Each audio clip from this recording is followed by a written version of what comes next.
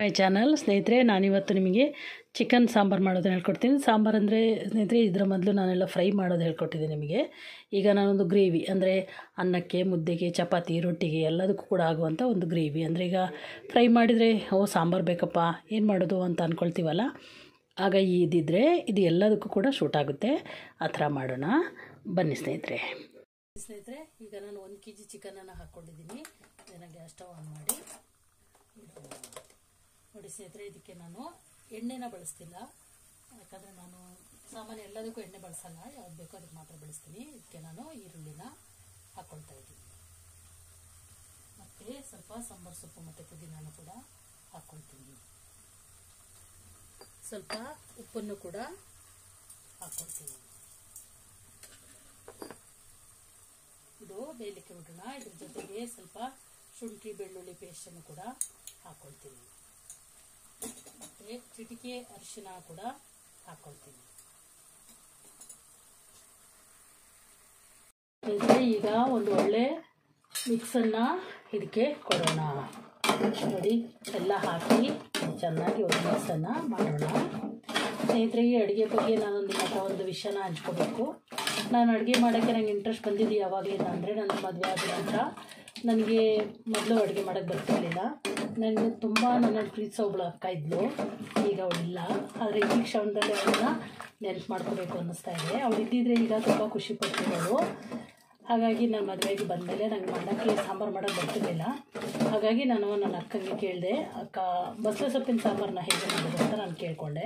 ಆಗ ಅವಳು ನೆಗಾಡಿದ್ಲು. ಅವಳು ನೆಗಾಡೋ ಕಾರಣ ಏನಂದರೆ, ಅವಳ ದೃಷ್ಟಿಯಲ್ಲಿ ನಾನು ಇನ್ನೂ ಚಿಕ್ಕವಳು, ಹಾಗಾಗಿ ನನಗೇನು ಬರೋದಿಲ್ಲ ಅನ್ನೋದೇ ಅವಳ ತಲೆಯಲ್ಲಿತ್ತು. ಹಾಗಾಗಿ ನೆಗಾಡಿದ್ಲು. ಬಟ್ ನಾನು ಅದನ್ನು ಚಾಲೆಂಜಾಗಿ ತಗೊಂಡೆ.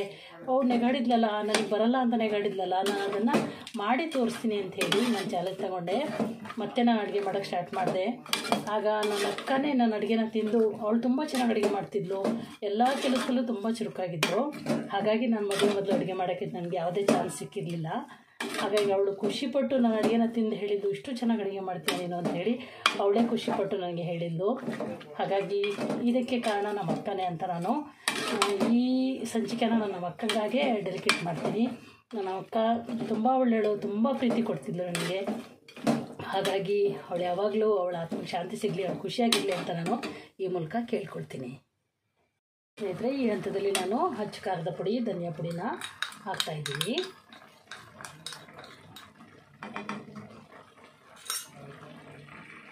ಸ್ನೇಹಿತರೆ, ಇದರಲ್ಲಿ ನಾನು ಟೊಮೆಟೊ ಪ್ಯೂರಿ ಕೂಡ ಹಾಕ್ತಿದ್ದೀನಿ. ಯಾಕಂದರೆ ಚೆನ್ನಾಗಿ ಸ್ವಲ್ಪ ಗ್ರೇವಿ ಬರಲಿ ಅಂತ ಇದನ್ನು ಪ್ಯೂರಿ ಮಾಡಿ ಹಾಕ್ತಾಯಿದ್ದೀನಿ.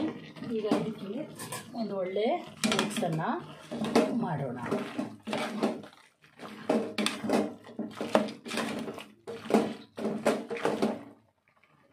ಸ್ನೇಹಿತರೆ, ಈಗ ಸ್ವಲ್ಪ ಇದಕ್ಕೆ ನಾನು ನೀರನ್ನು ಕೂಡ ಹಾಕ್ಕೊಳ್ತಾ ಇದ್ದೀನಿ. ನೀರನ್ನು ಹಾಕಿ ಮಿಕ್ಸ್ ಮಾಡಿ ಬೇಯಲಿಕ್ಕೆ ತಯಾರಾಗಿದೆ. ನೋಡಿ, ಈ ಥರ ಇಲ್ಲಿ ಆಯಿಲ್ ಎಲ್ಲ ಬಂದಂಗಾಗಿದೆ. ಬಟ್ ಆಯಿಲ್ ನಾನು ಇದು ಬಳಸಿಲ್ಲ, ಆದರೂ ನೋಡಿ ಈ ಥರ ಚೆನ್ನಾಗಾಗಿದೆ. ನೋಡಿ, ಈ ಥರ ಬರಬೇಕು. ಈಗ ರೆಡಿಯಾಗಿದೆ, ತಯಾರಾಗಿದೆ. ಬಿಸಿ ಬಿಸಿ ಮುದ್ದೆ ಜೊತೆ ಚಿಕನ್ ಸಾಂಬಾರು ತುಂಬ ಚೆನ್ನಾಗಿದೆ. ನೀವು ಕೂಡ ಮಾಡಿ, ಹಾಗೆ ಹೇಗೆ ಬಂತು ಅಂತ ನನಗೆ ಕಮೆಂಟ್ ಮಾಡಿ ತಿಳಿಸೋದನ್ನು ಮರಿಬೇಡಿ ಸ್ನೇಹಿತರೆ. Thank you so much. Healthy food with